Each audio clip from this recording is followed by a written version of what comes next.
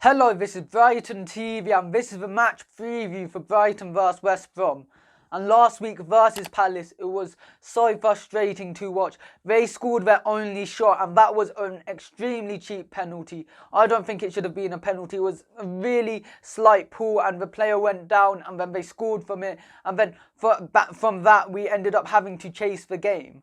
And although we were dominating possession, we weren't ending up creating good chances. And a lot of people said, oh, we weren't shooting enough. We were shooting a lot, but our shots weren't ending up hitting the target. We had 20 shots in that match and only 3 on target. That needs to improve and that was really poor. And we ended up scoring a really late equaliser from McAllister. Really good goal outside the box and I was extremely pleased with that. And then late on, Dunk ended up getting sent off where he tried to win the ball but he was late and caught the Palace defender and he got rightly sent off, and that just forced us to be more defensive for the rest of the game, because when there's 5 minutes left you think, oh, maybe we can get a winner, and with us having more defenders back it would help us allow to go and be more expansive in attack, but that just forced us to have an extra player back with one less body forward and that just ended up a finish as a draw. And West Brom, they've been really poor this season in terms of defensively. They're the third worst defence in the league, and that just thinks when we see us and how we attack, where we've scored a lot of goals. We've scored almost 2 goals a game and scoring in each of our games, whereas West Brom, they've conceded almost 3 goals a game. And West Brom, they do seem like they will give up leads quite easily. They were winning versus Everton and they ended up losing 5-2 at the end of the game. And something much more notable, the Chelsea game where they were 3-0 up at half-time, they ended up bottling it to draw 3-3. That does look something where you can exploit them because their defence isn't that great, and hopefully we capitalise on that. And for us to end up attacking them, it just looks like how they defend is really poor. They're not that organised, and that's where you think we need to be really expansive when we're in midfield to try and make the pass to split their defence, and that's where we have been struggling recently. But when you do look at how West Brom defend, you can think it is possible for us to go and get a winner versus West Brom.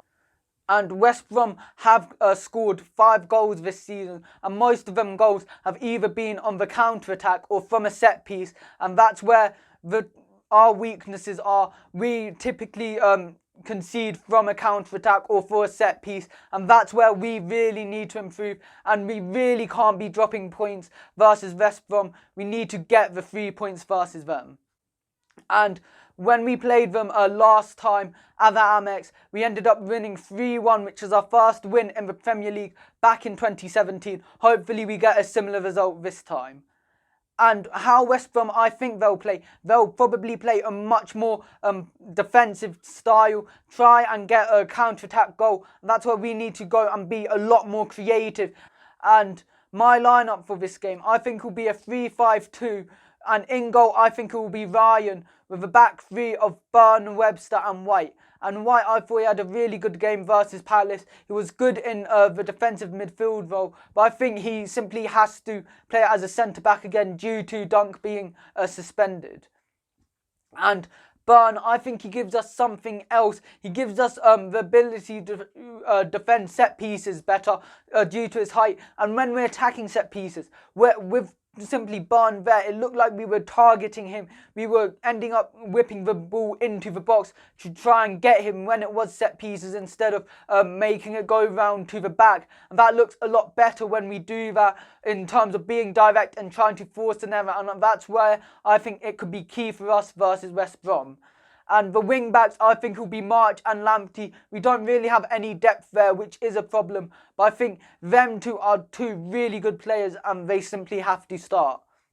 And the midfield 3, I think it should be Alexis McAllister, Bissouma and Lallana. I think Bissouma, as a more defensive player who can end up passing it through to Lallana or Bissouma or McAllister. And I think the other 2, Lallana and McAllister, Lallana, he'll probably be captain for this game due to Dunk being suspended. And when you look back to the United game where he started, he ended up dominating the midfield with Alzate. So that's why I think he can do it in a two-man midfield if needed. So that's why Lallana should play to go and partner Bissouma. And with Alexis McAllister being a more advanced midfielder in the midfield three, and for him to go and his ability to take long shots is really good. And if you look back at his old club, he's scored quite a lot of long shots, and I think we need to capitalise on that.